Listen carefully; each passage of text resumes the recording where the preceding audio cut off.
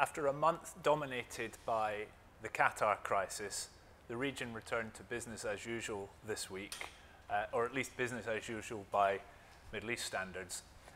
We have seen a lot of activity, particularly in the project market, but also around oil and around privatisation and PPP. If we start with Dubai, one of the standout stories this week is plans by the Dubai developer Azizi Properties to develop a 100-storey tower in the Sheikh Zayed Road area. That has gone to tender this week, and you can read about it on MEED.com. We've also seen in Dubai quite a significant increase in the budget for the huge sewer tunnels network program that Dubai is planning. The budget has been increased to $8.2 billion, and this is, we think, because the plan is to develop the project as a PPP, and so the budget has been adjusted to reflect that plan. So important projects in Dubai. If we move now on to the oil and gas sector, we've seen some very significant developments in both Saudi Arabia and in Abu Dhabi. The Saudi Aramco chief executive, Amin Nasser, this week gave quite an important presentation in which he reaffirmed Aramco's plans to spend $300 billion to increase production output from Saudi Arabia over the next 10 years. So that is an investment program of $30 billion a year for the next 10 years committed by Aramco.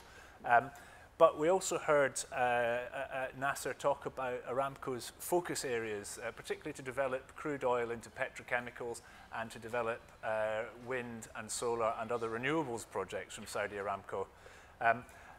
Perhaps also the most important part of his presentation was he said that there was a problem looming with global oil supply, and this was a result of a lack of investment from investors and oil companies in upstream production capacity around the world. So who knows, maybe that means we can start looking at a recovery in oil prices in the not so distant future.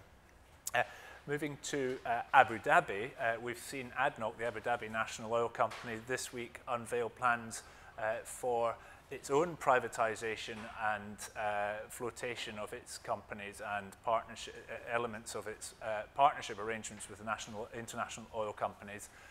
In particular, they're looking to raise $14 billion from the sale of its oil retail service stations and a wider program of IPOs for ADNOC's operating companies.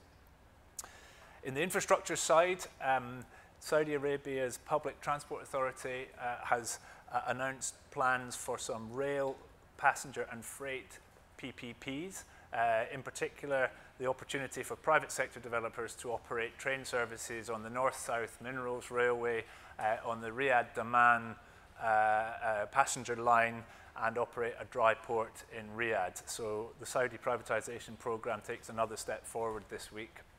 And then the most read story on MEED.com this week, it was the launch of the process to build a second causeway linking Bahrain and Saudi Arabia. So this is expressions of interest were received from 100 companies, potential investors and operators to develop a 25-kilometre road and rail link between the two kingdoms.